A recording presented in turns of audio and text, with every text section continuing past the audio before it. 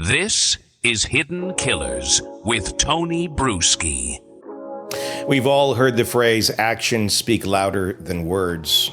But when someone's actions, or in this case, inactions, lack of actions, are screaming red flags.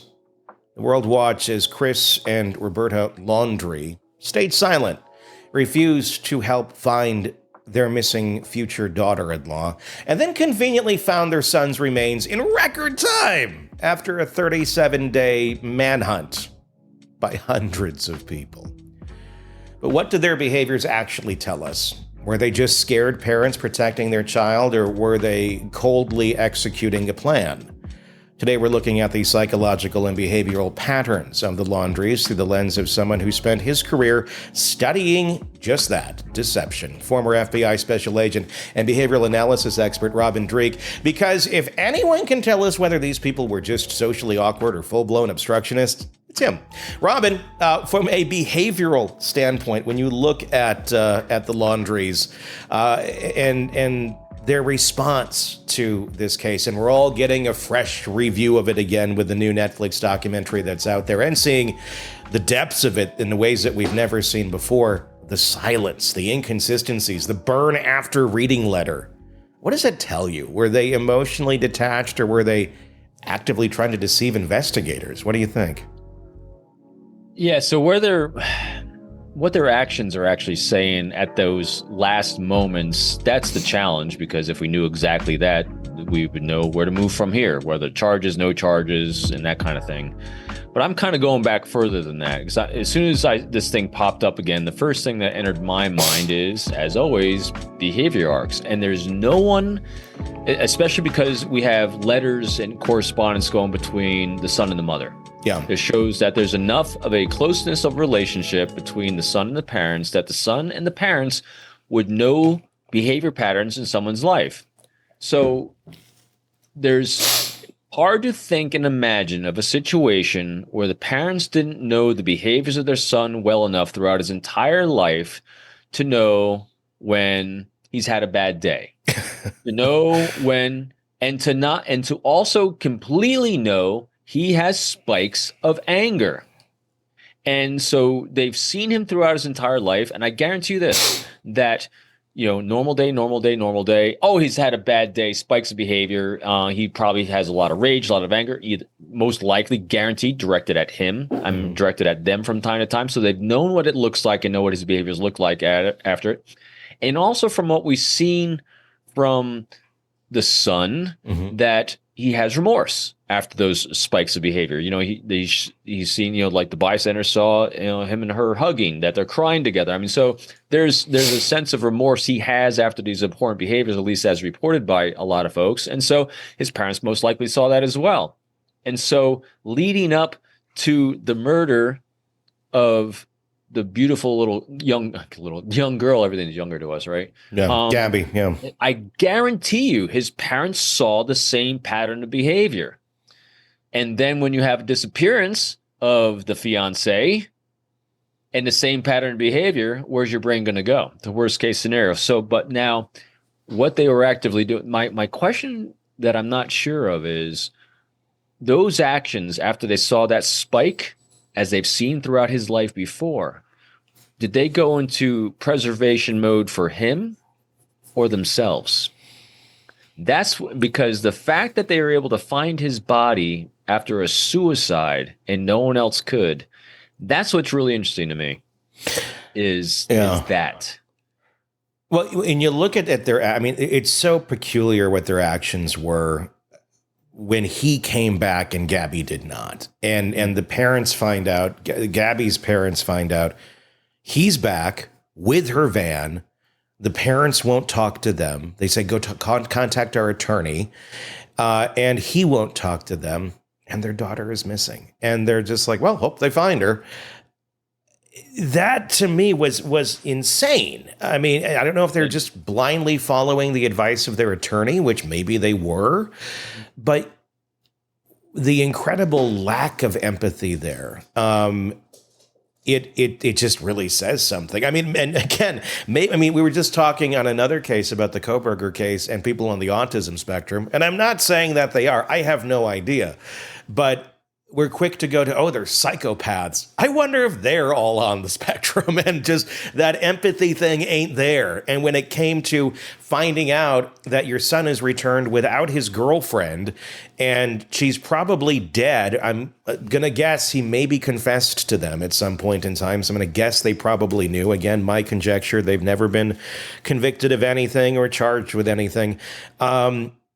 Their reaction is that peculiar. It's just keep going on with their life, protect our little circle here. But their action wasn't just let's get in our cocoon here and lock our doors. They went camping. They went on a family camping trip right after he returns while Gabby is missing. And then shortly after that, he goes off into the woods and kills himself. I mean, is this some weird, sick family that has just utterly bizarre ways of coping with this? And they thought, well, let's get one more happy trip in. I mean, almost how people on, Make-A-Wish, let's go to Disney World, right? Before it's all over. Is that were they kind of just accepting, the best path here is for Brian to kill himself, not face the light of his actions and then fade away into the ether that way? And let's go make some s'mores beforehand.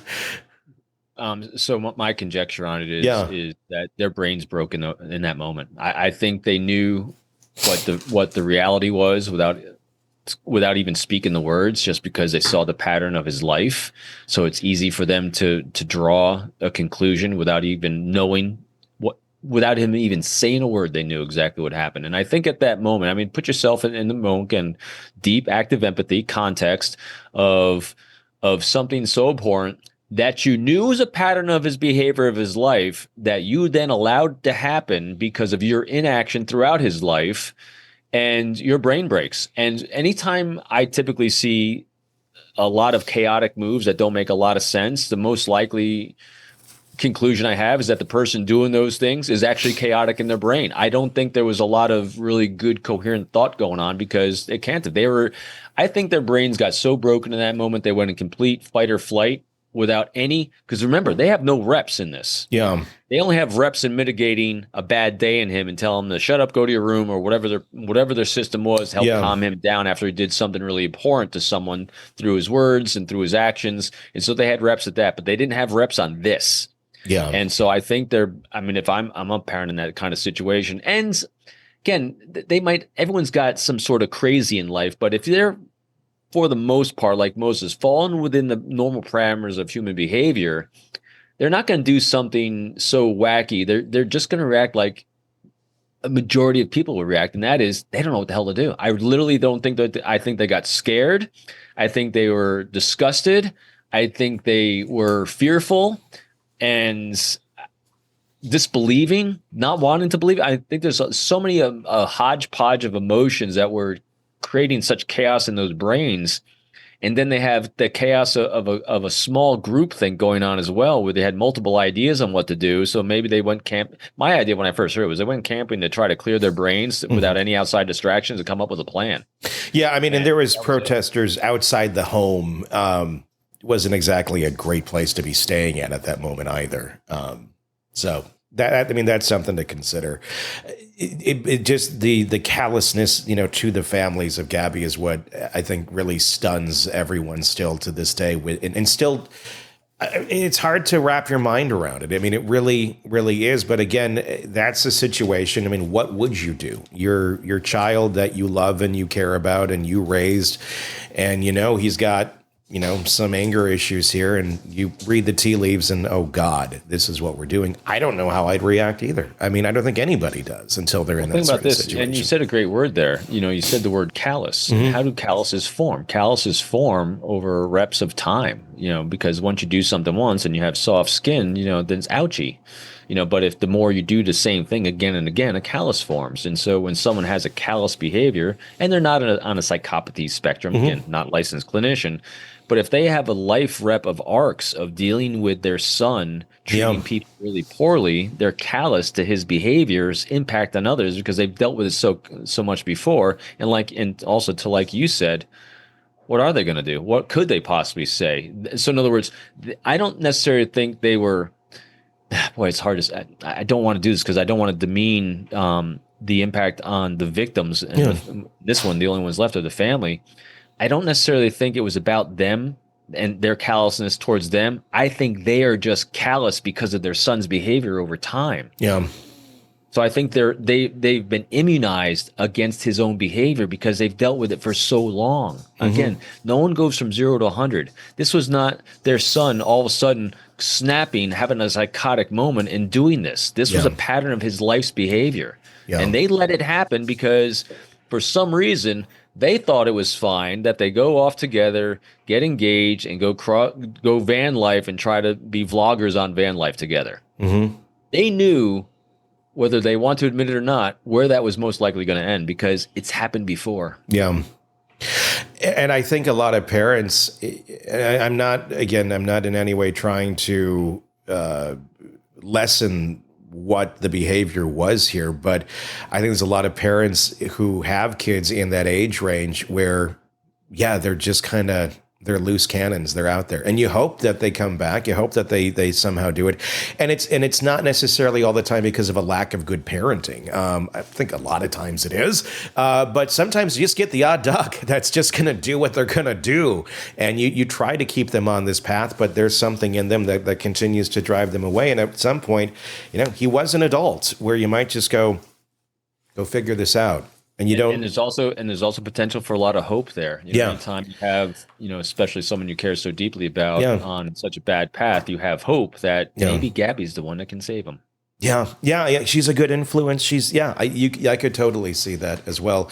Maybe she'll get, and I think I think a lot of young men have that sort of, uber macho feel to them, or their belief system, because of how they were brought up and what they think a man should be like. And then they start to get into the world more. And I think a lot of young men grow out of that, and they, their hormones also adjust a bit, and they come into going, that's not a great way of behaving. And I wonder, had time continued, had this incident not occurred, if he would have eventually matured out of that, and this could have been a totally different story, but something went horribly, horribly wrong, and then that prevented any further growth from happening. I don't know. You'd like to think that at the same time. See, I'm being glass half full and you're being glass half empty. Yeah, I know. Well, because we got a pattern of behavior of his life. True. And without something to mitigate it, and a change in his life, an awareness, a counseling, a therapy, something, why would it change? Because he was having an escalation of these behaviors throughout time.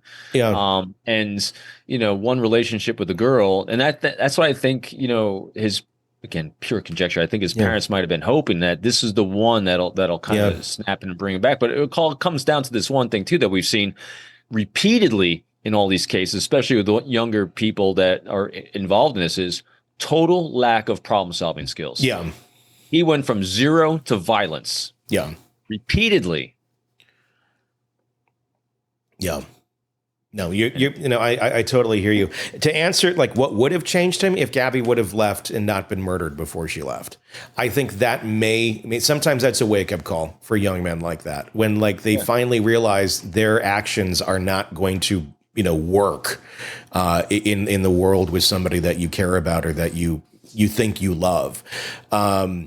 I think a lot of people have that change in that sort of way. But again, you have to be open to it, and you have to recognize, hey, maybe there's something wrong with my personality and the way I'm treating people before you can ever have that that sort of moment, if you will. And I mean, we've each had friends like this, and I've had friends like this. I love human behavior, and I there's plenty of friends in my life that we've had conversations where, someone's going through a tough time, a tough spat. And, when you can have a conversation with someone and you kind of talk them down off that psychological ledge of anger and resentment and all the negative emotions, from a good conversation with a close friend, that should take hold. Yeah. And the next day they should feel a little bit better. Things should be starting to be on the track. But I had one friend that I'd had this kind of conversation with. And the next day he came, and at the end of that conversation, he's feeling great, motivated, goes back. And the next day he comes in, is on that negative track again. Yeah. And we have another conversation. He's drawing that energy like the energy vampires that we've heard. Yeah. But again, because I'm loving, compassionate, good friends, and I talk him down off that psychological ledge again, and he's feeling good. The next day, and it repeats a third time. And I said, friend, this is something more than a good conversation can solve. This is something more than a good friendship can solve. I said, I really highly encourage you to seek some professional help because I think there's something more going on. Mm-hmm. And he did. He had the courage. He went to talk to a psychologist as well as a psychiatrist who said, yeah, we got a tiny little imbalance here. Let's try this tiny little medication just to see if we can correct the emotion first, and then we'll start working on counseling. And then the counseling, with some good professional counseling over a period of time, we should be able to get you off the medication. Yeah. Because that's what this whole team has. And exactly that. He went in, he got diagnosed. He's like, oh my God, he came back the next day. He goes, wow, I have X, Y, and Z.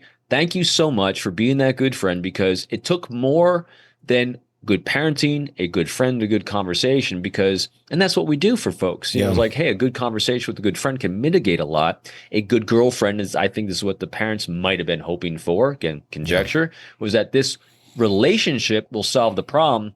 But I got a feeling there's a lot more going on than that. It needed a lot more professional help than he ever got. Yeah, I completely agree. If true crime is your obsession, we've got you covered. Press subscribe now to the Hidden Killers podcast and True Crime Today for nonstop coverage, expert insights, and in-depth analysis.